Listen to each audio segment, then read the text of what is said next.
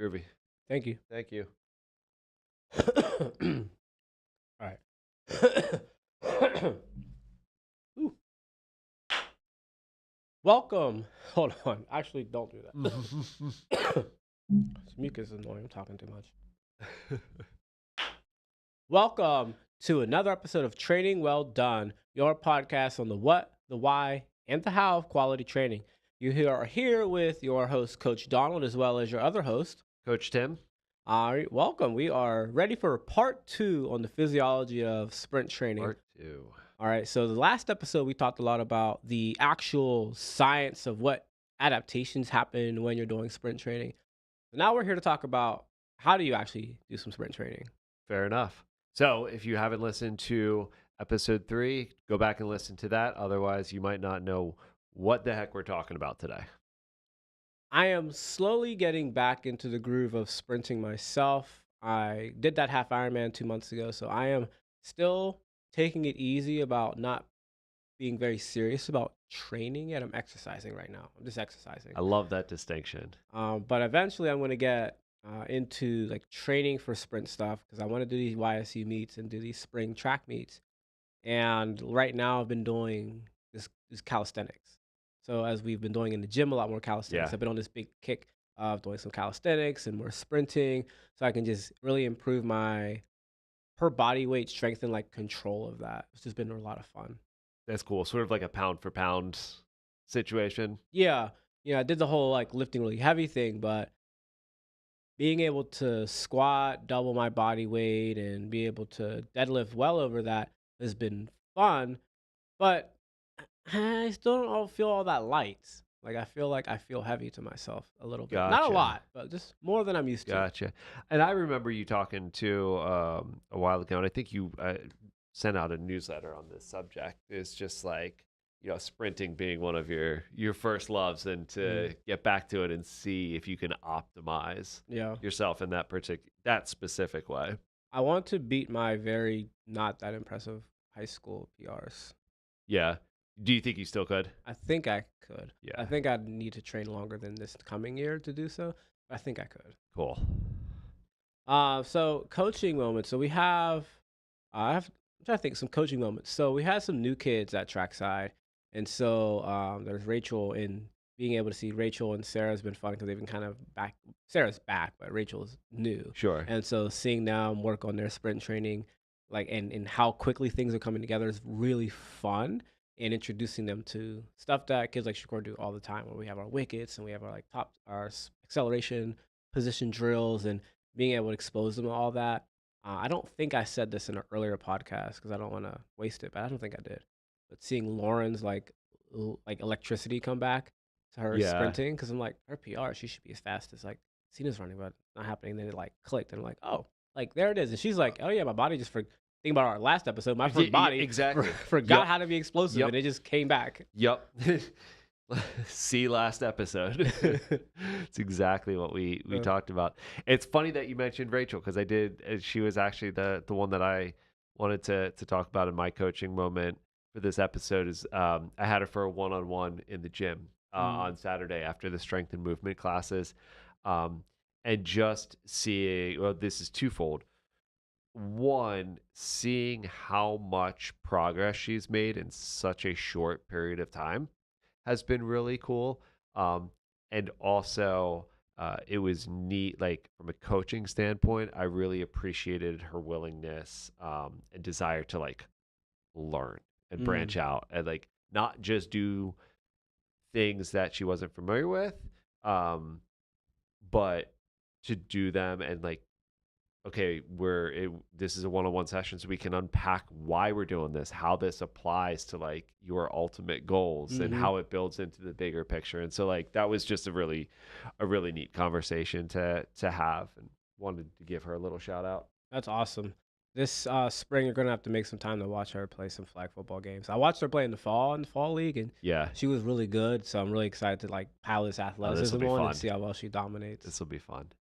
All right, we are short on time, so this episode we are going to, plow right through there because we gotta get to the track. We promised. We both literally have running appointments after this. So, our common practice, we always talk about like a training myth, and this is related to something we addressed last time. And it's what do you think, coach, most athletes or coaches think getting faster means?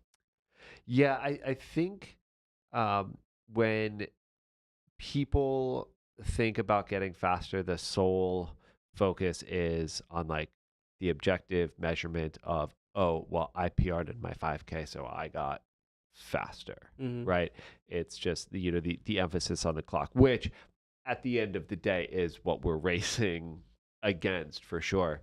But I'm not so convinced that they're very much aware of like what's actually happening inside their body that's making them faster Hmm. and how their training is eliciting that response. What do you think as far as like, let's say, soccer athletes or like sprint athletes or football players go, in regards to how they might think getting faster is different versus like the 5K person that you just mentioned? Versus, yeah, I would say, they find that they're able to, beat their opponent to the ball on a more regular basis, or um, they're able to get behind the corner and outrun them for a long pass. Like I think it's whereas in the answer that I just provided, whereas like in relation to the clock, I would say in like a field sport context, it would be in relation to your opponent or to the object, the ball, right? So I love the objectiveness of that, right? So, in all of those, there's some way to objectively measure, boom, I got faster, which is, I think, an important part of training in that people are having some sort of objective measures to things, right? And when it comes to like trackside or like sprint training, are we timing reps to be able to do those things? Which I find and I'm surprised that doesn't happen as much as I think it should. So in other spaces, people know, all right, I think getting faster means that I'm going to be able to beat the corner. I'm going to be able to run a PR in this race. But then when they think about what should my training look like to do that, then they just go off the rails.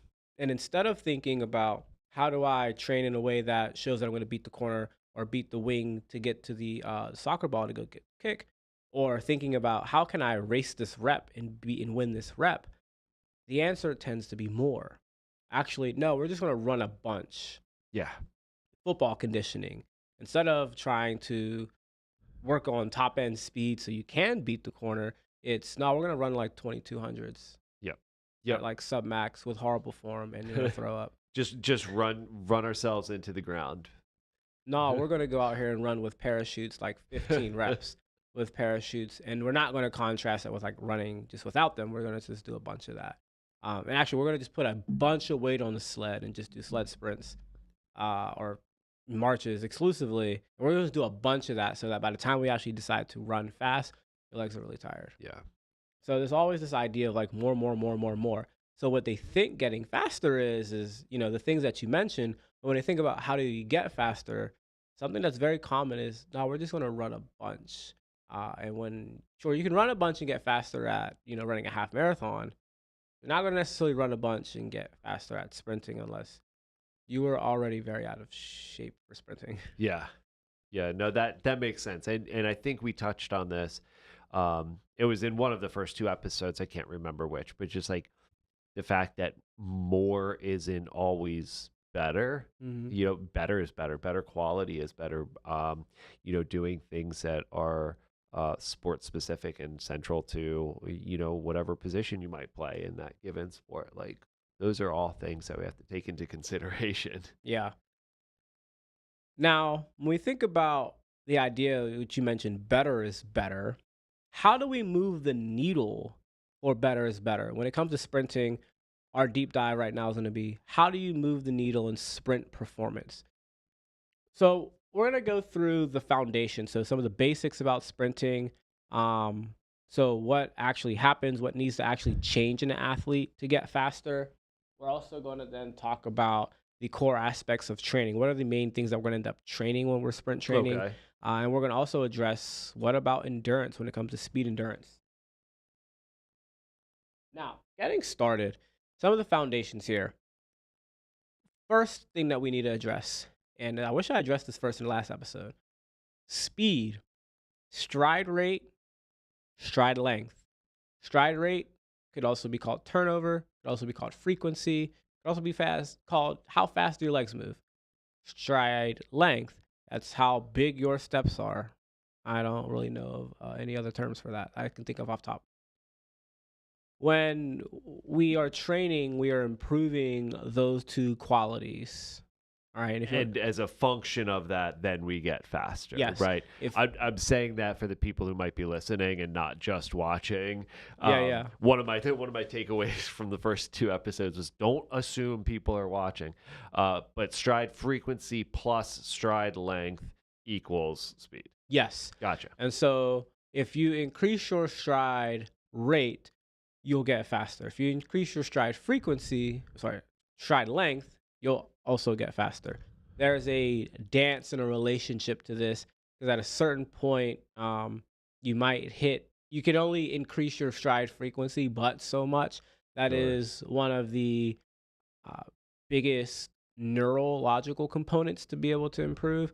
And stride length, there's actually a pretty optimal stride length for a lot of people that once you get there, you're not going to increase it a whole lot more before it becomes a detriment. But you got to train a lot to hit that point. Well, it also depends on your body structure too, Depends right? on your body structure.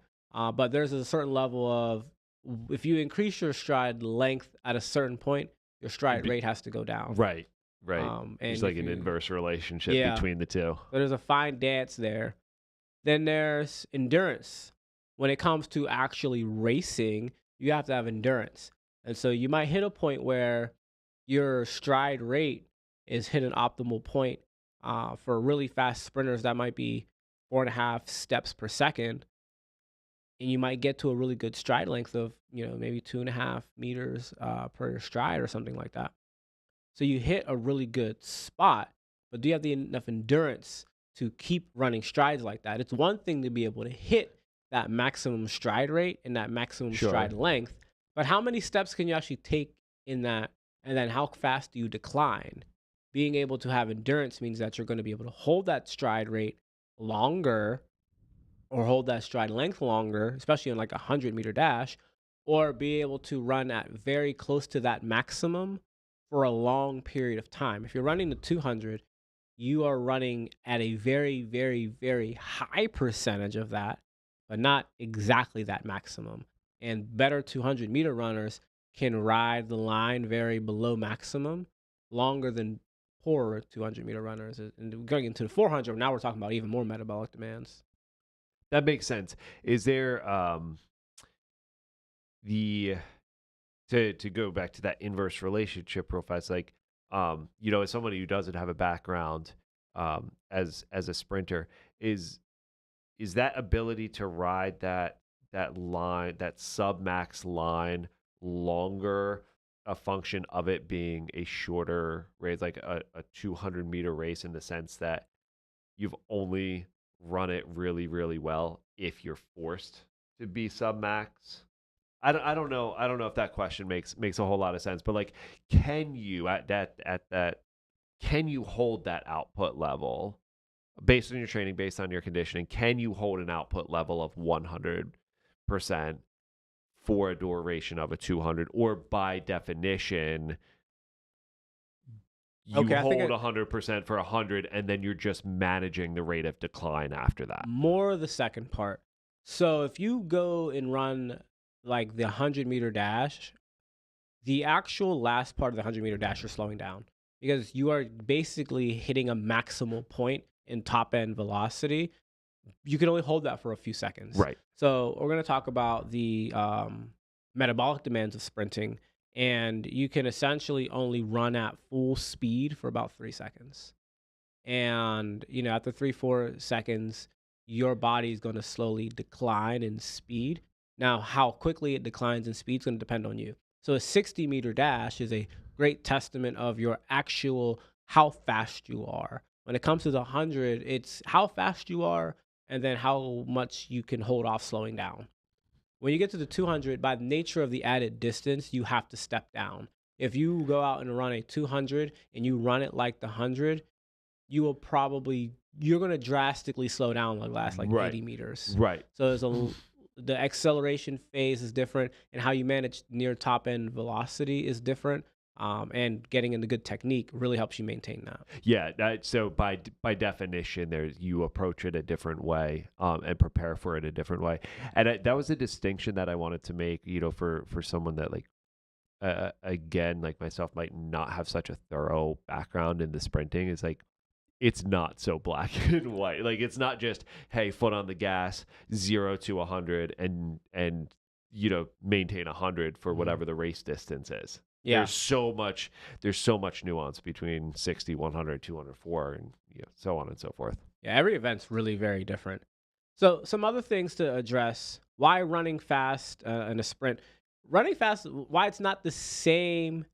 Why when you're running fast, it's the difference between effort and speed are just not the same. The way I wrote this when I just read it, it's awkward. When you are running at full speed, that does not mean that you are going to feel the same effort. So sprinters love full speed day or starts, because when you're working on starts, you are giving out maximum output out of the blocks. But the effort level is not the same, in the sense that running a 5 200s is a different type of effort. It is very effortful to run 5 200s at like 75% on a minute and a half rest or a 2-minute rest. That's a very different output. Whereas when you're doing starts, or you're doing top end speed work, you are not feeling like you're putting out the same effort, even though the intensity is much, much higher. So this is not about trying to sprint really fast or even having enough fitness to sprint really fast. Those things don't correlate super high. You don't have to be super fit to run very fast. Okay. You need to be pretty fit to handle the training to improve your speed, but you don't have to be that fit to like really be able to run fast. There's some nuance there, because you might get hurt. Right. You think about your really fast track star aunt who's at the cookout and she's 28 years old, hasn't run in like 6 years, and you're like, hey, like, what's the race? And she goes out and give an all-out effort. She might still cook you. Like, if she ran track since she was like 8, and she ran all the way through her senior year of college, she's been running for 18 years of her life. Well, maybe not 18 years, like 14 years of her life. And she's only been off for like the last 6.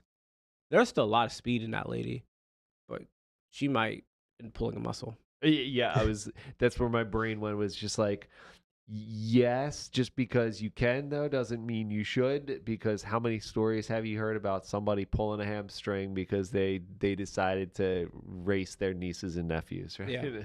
And then like fitness, right? Fitness is not the same as speed, but you need fitness to be able to do a lot of speed work. The metabolic demands for like power are also not the same as the metabolic demands for being fit. So just like if you're a gym bro, you're like, I'm just going to go to the gym. Getting stronger might get you some more power, but it's not necessarily going to make you faster, particularly over a short distance. The fitness will help you over a longer distance, but it's almost speed here. Now, there's also running maximal versus submax running, which Tim, you already kind of alluded to in our conversation with the 200. Now, let's look at what physically needs to change. When it comes to stride rate, we're going to reference back to our past podcasts. Rate coding, motor unit recruitment, coordinating power, and just biomechanical efficiency so you can reduce wasted movements. Yep. How do you improve your stride rate? You improve your stride rate through running more, quite literally running fast more. And to an extent running slower more. Sure. Because of improving your biomechanics. Yep. So being able to get sprint work in that's not maximal, doing your drills, that's going to improve your biomechanics. So the more you can be in the right position, the faster you can increase your turnover. Yeah, and I do want to make a note here. This is where that subtlety and the nuance comes into play, where we say like more isn't always better. Better is better, but more can sometimes be better. Yeah. Just by getting the reps in. Actually, to that point, More is better when it comes to drills and working on your technique. Better is better when it comes to actually working on full speed running. Yes. Yeah, that's a good distinction. Ground contact time, that is something that needs to improve. Being able to have more strength for your body weight to get off the ground faster, having better tendon stiffness so you can get more bounce off the ground, and then working on your posture so you can be in the right position so that your feet can get off the ground faster. If your stride is too long because you're kind of heel striking or you're too flat, you're going to be on the ground for a long time. If your hips start sinking down, you're going to be on the ground for a long time. And so being able to practice getting in the right position so you can get off the ground quickly is going to be important. Something to think about, stride length has to also increase. So as you're getting faster, you need to increase your stride length. You need to have more flexibility. You didn't see that coming. You need to have the flexibility to take your thighs through full ranges of motion. These inflexible runners, they take these little shuffle steps because they don't have the flexibility to get through ranges of motion. And there's a couple big ways to increase that, coach. One is obviously stretching. The other part is strengthening through full ranges of motion so you have the strength in your hip flexors to actually bring your legs up. No way. How about that? Wonder if that's why we do so much hip flexor work in the gym. For those of you who are listening and not watching the video, when Coach Donald just dropped that flexibility, you didn't see that coming. Like, that's worth turning around and turning on the video just to see what his face was like when he said that. It was amazing. So strength and stretching are going to increase that flexibility, and you need those things to have a better stride length. The more power you can put in the ground and the more powerful your legs are through full ranges of motion, the better you're going to do. Metabolic demands. So there's two main metabolic demands when it comes to everything from the 60, the 100 to 200, and mostly the 400. Your phosphocreatine system and your glycolytic system. Your phosphocreatine system, this is your explosive energy system. Okay, if you're like, phosphocreatine, your explosive energy system. This is the ATP. So at ATP, I said this in the last podcast and I did not say what it was. Adenosine triphosphate. This is literally energy. Okay, literally, I don't want to say literally. For our purposes here today, literally is probably good enough. When your body does almost literally actually anything, those are a lot of absolute words. I hate dropping absolute words. When your body is functioning, it has a chemical process where it takes adenosine triphosphate, it's 3 phosphates, it splits one off, and the energy of splitting one off makes your body function, essentially. Your cells use ATP to function, so it uses a chemical process to break one of these 3 phosphates off, and then something happens. Whether it's your eye blink, whether it's some sort of nutrient goes in and out of a cell wall, whatever. So there is a level of ATP that is sitting there ready on your muscles when you're not moving. Coach Tim is just sitting there. If a fire alarm started going off in his podcast studio, he had to sprint out the door, he'd be using his phosphocreatine system of the ATP sitting on his muscles. Think about coming out of the blocks in a sprint, doing a very heavy lift, doing a vertical jump. This is like 1 to 2 seconds of effort.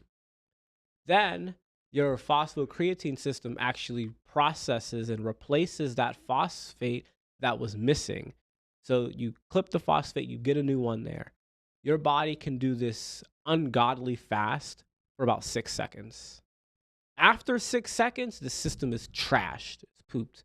If you go out and you run as hard as you can or you lift as heavy as you can only get a couple of lifts in. You might only be able to get 1 or 2 reps in at a maximal lift because a maximal lift on a squat might take you 4 or 5 seconds to do. Really good lifters, maybe they can do it in like 3 seconds. But again, was that even maximal? Yeah. So being able to then do the 60-meter dash, that's why it's a true testament, I like to think, of actual power and speed, because a good 60-meter dash is going to take you about 6-7 seconds. So, 6-7, what's that thing, the thing the kids do? There you go. 6-7. Lena was trying to explain this to me the other day, and I think I left more confused than I started. I still don't know what's going on. Sorry, audience, tangent. You ever be with a group of people that I've been in this experience where I've been around groups of people, and they're people I'm cool with, but they're a friend group and I'm just friends with them. Yes. And there's a game that people would play where it's like, it's kind of like I Spy, where they're like, you have to guess what they're looking at, or guess some sort of code word, but they're not saying anything that makes it obvious what they're talking about. Okay. And they eventually, other people in the room just guess it, and the person who started is like, "Yep, that's it." And you just start trying to say random stuff, or well, you start off trying to overthink what could they be looking at, and you're looking over here and you're looking over there, and they're like, "No, that's not it. That's not it." The other person next to you is like, "Oh, that's it. Oh, yeah, yeah, you got it." And then you just do this for like literally 15 minutes, and then you're like, "I feel so stupid." Huh. That's what 6-7 feels like to me. I don't know what they're talking about. I'm just trying to make up what I think it is. I don't even. I'm not. Actually, I'm not even trying. I'm just mimicking mannerisms at this point. Just copy and paste, or just like just own that we don't know what it is, I what have it no means, idea. and just start doing it randomly and seeing if it sticks. We'll either So look cool or look like idiots. Either way, I'm fine with it. I think part of being an adult male that is trying to, is just doing things without caring is what can make you look cool. True. All right, so we talked about phosphocreatine system. Now, our glycolytic system, this is where your body takes sugar and breaks it down into energy. Your body doesn't have to break down any sugar to use your explosive energy system. You could technically be very explosive on an empty stomach and having not eaten much as long as you ate the night before. This is a bad idea. This is very bad advice. I'm just saying. You can be explosive It's possible. without Don't being do fueled. it. When it comes to your glycolytic system, you want a bunch of sugar in the system, and your body is going to clip all this sugar and then turn it into energy. hmm And you're going to feel the burn from that because of the acidity that builds up, not lactic acid. The human body does not generate lactic acid.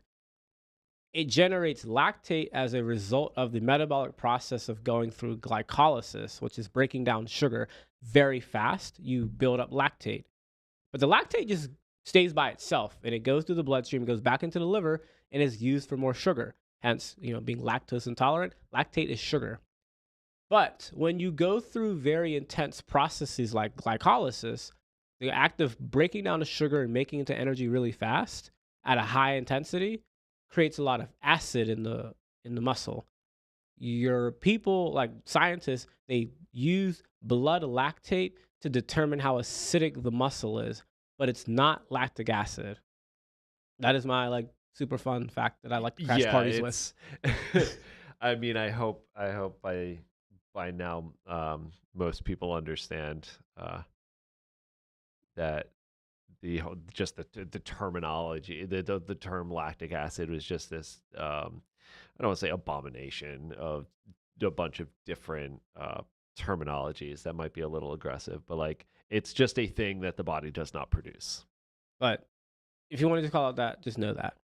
Now, glycolysis does this and it burns because the acid's in there and it's just burning your legs and it just hurts so bad.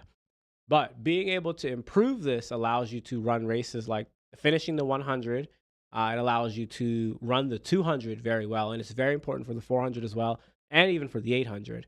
You need a certain level of aerobic base to run an 800, but you need a really, really solid anaerobic base of handling glycolysis to run good 800s.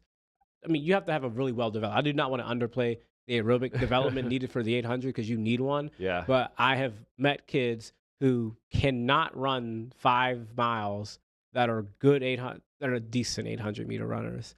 They probably need to be able to run more than 5 miles to get a lot better, but that are decent because they're just really fast. All right, so that's the metabolic part. And then the other part kind of goes back to the tendon part, increasing your tolerance for sprinting, which goes back into skipping, drilling, lifting, and running. Your body needs to build up its tolerance for running a lot, especially if you're going to do a track season. So just like training for a marathon in that sense. Now, oh, sorry, Can coach. yeah, can you just real fast describe what you mean by tolerance?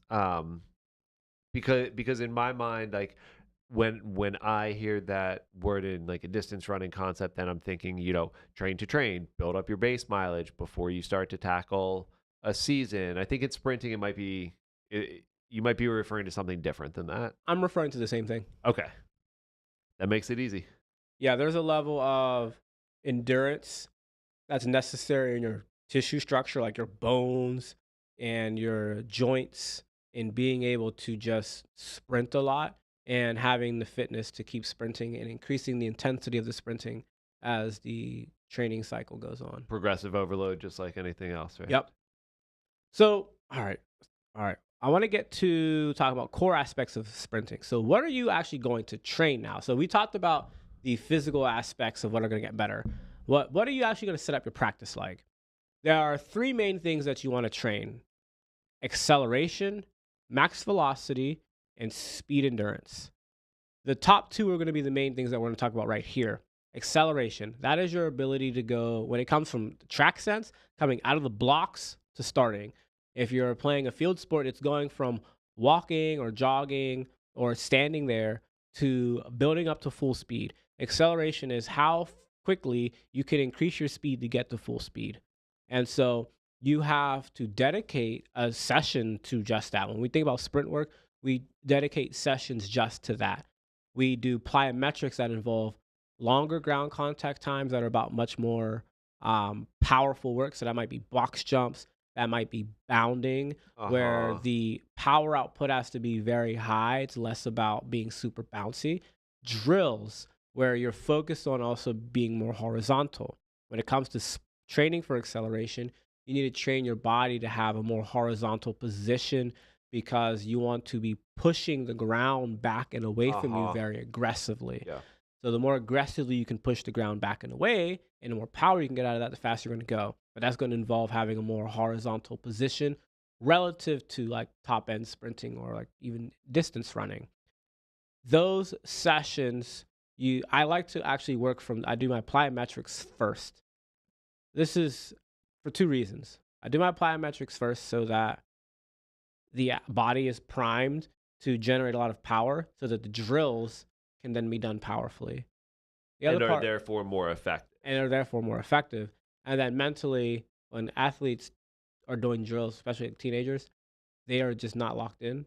If we do plyometrics, they're locked in on the plyos, and then that carries over to the drills. So then the drills can be done mentally correctly. That's interesting because that when I hear you say that, I hear like an example of practicing what we just talked about with the environmental coaching Mm. as it relates to the like biomechanical and you know what I mean, like that's a good opportunity to tweak the environment to get better results. Yes. Other ways you can like work on this: hill sprints. So running uphill actually helps mimic some of those positions. Being able to, go through different drills where you're like wall drills, sled pushes, resisted running. Think about what you just mentioned about training environment. Band resisted running is fun for people because they get to hold the other Yeah. person back. So there's a Yeah. social component to that. You can use sleds. Everybody just loves sleds. So, getting that, those stimuluses of those drills, like resisted running, forces you to have to put a lot of power into the ground. And then you then progress that into actually sprinting. And so that's either coming out of the blocks, doing a 2 point start, 2 point, 3 point, 4 point. What does that mean? 2 point start means 2 points of contact on the ground, your 2 feet. So you just bend over and start running. 3 point means you put one hand down. Think about football players doing like a 40-yard dash. 4 point is more of a track start where you're putting both hands and both feet on the ground to do a start. So you can work through those. You can gamify this in different ways, especially if you're playing with like field sport athletes, chase drills, and being able to, improve the reaction time to start. But at the end of the day, some of the core tenets that you need: low heel recovery. You don't want your heel coming to your butt when you're starting. That is one of the biggest distinctions that makes acceleration kind of like not running in a way, where I like jokingly think about it as not running because you need your foot so low to come up, sweep, and hit the ground. Versus if you get a high butt kick, you're going to start popping up a lot faster, or you might trip if you're too bent over, and it's a slower leg cycle. Yeah, it's going to take a ton of time to get your foot back down on the ground. I'm glad that was so intuitive to you, sitting there not looking at it. The other thing that we want to train: max velocity or top end speed. This is literally raising the ceiling of how fast you can go. Acceleration's getting us to this point faster, And the better you can accelerate, the better your top end speed is going to be performed. But we want to train running at full speed. This is something you can only really do like once, maybe twice a week. Acceleration can be trained a little bit more frequently, like you can do it like twice a week. But top end speed is very neurologically demanding because at that speed, it's not so much just about putting power into the ground, but you need this really fast leg cycle. And you had to build up your acceleration to get to that point. And so, top end sprinting, this gets into being very vertical when you run. This is where you need that leg cycle. You need your heel getting to your butt, but you also need to be able to try to step over your knee and get this tall position. Uh-huh. You need to be able to have the big arm swing. You need to be able to stay very relaxed. This is the core essence of sprinting in a way, of being able to do that. Some of the ways that we train this, we also do a lot of plyos. So we do bouncing plyos. We do a lot of power plyos. We do plyos on single leg. We also then get into like things like flies. You ever see me do the wickets with the orange little hurdles? We do a lot of those. We get into some 60-meter sprints. There's different like ways to play with those to really work on being able to run at full speed. There's racing. So what? Just so we have a clear picture here, what is a fly, and how does it differ from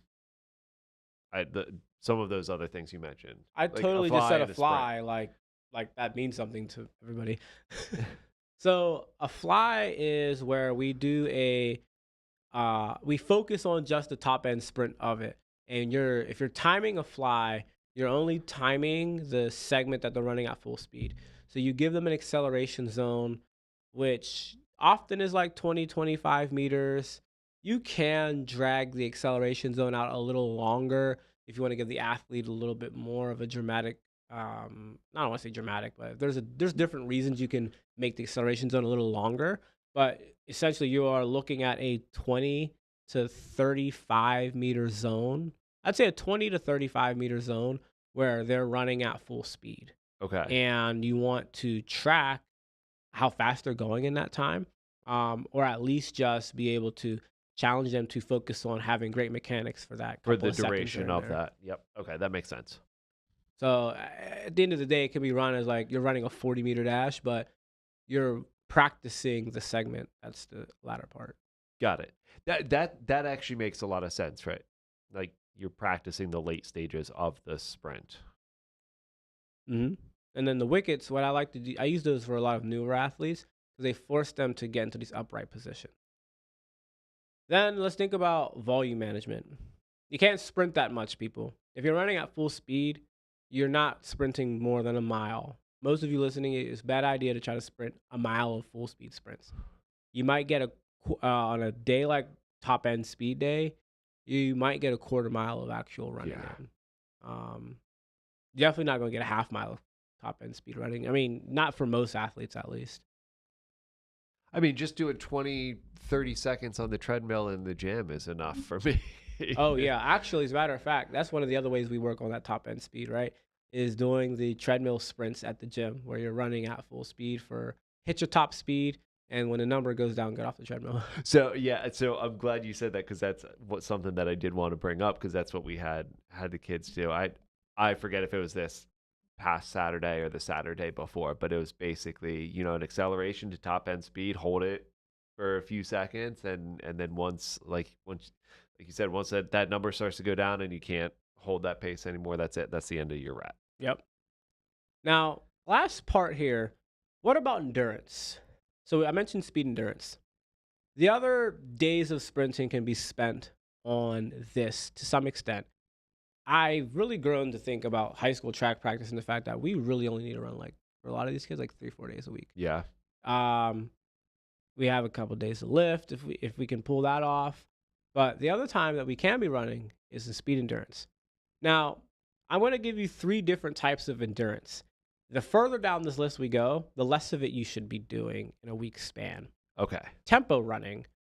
This is a very nebulous word that means a lot of things, but generally means, in the sprint world, repetitive submaximal running.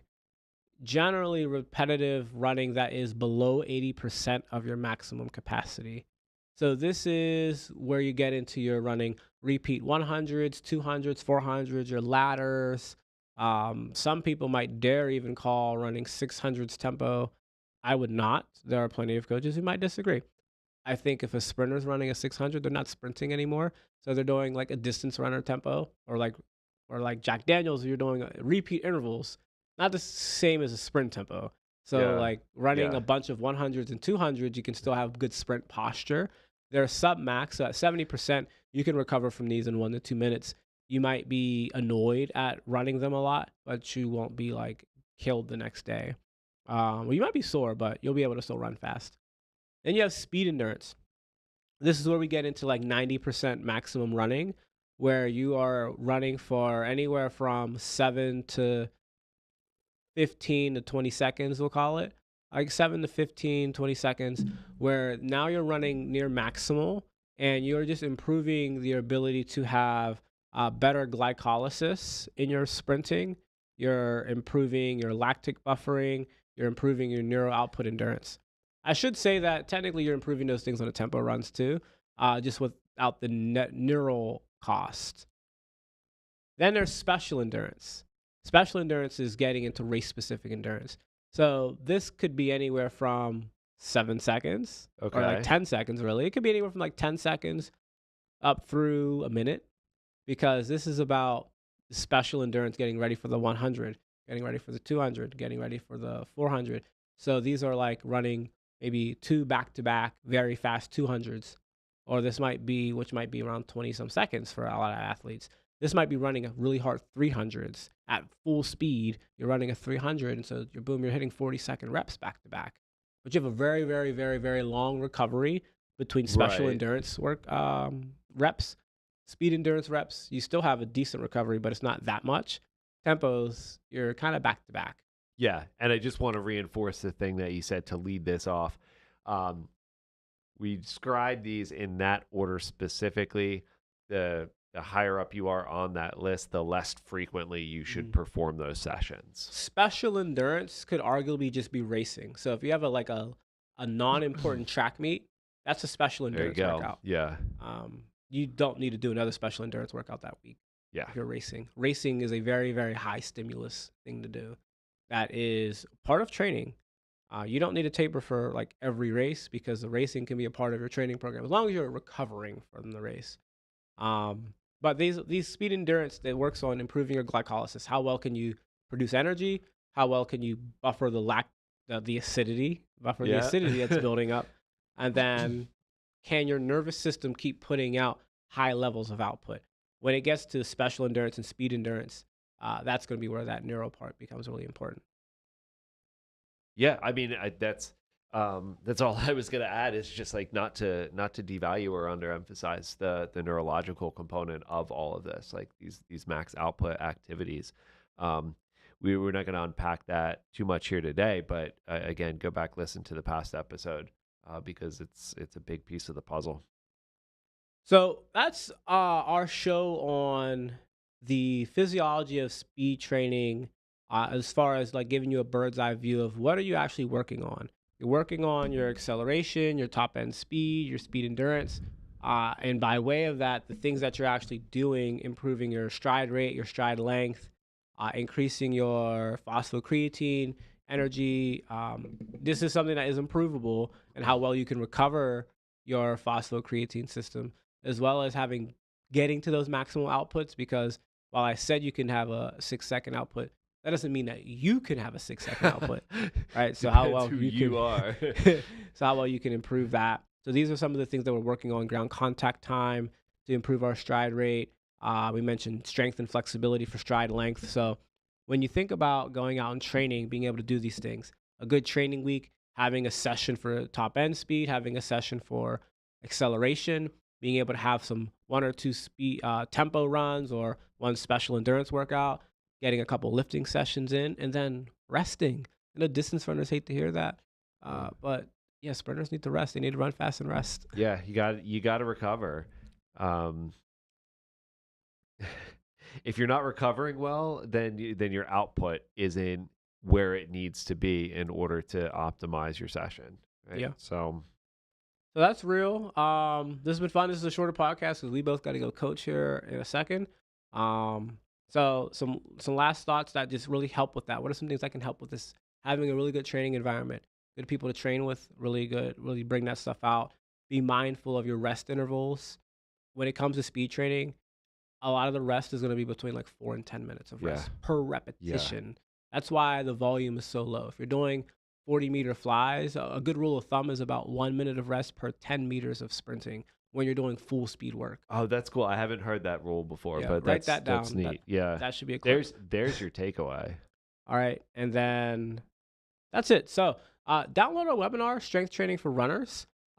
Please comment on the YouTube video or wherever you saw this about what stuck out to you from this episode or from the last one, and what you want us to talk about going into our next episodes. Anything in here that you want us to break down more.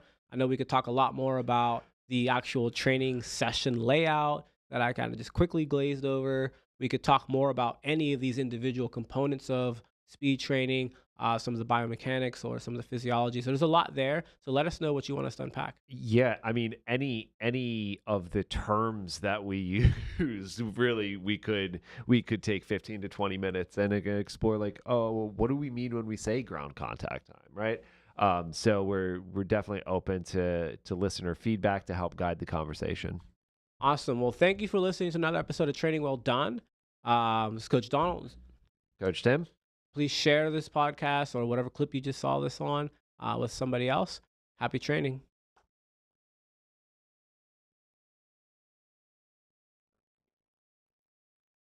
That was fun. Wish we just Yeah, a I little just bit. felt like A little bit. We just might be hour guys, and that's fine. All right. Hey there. We are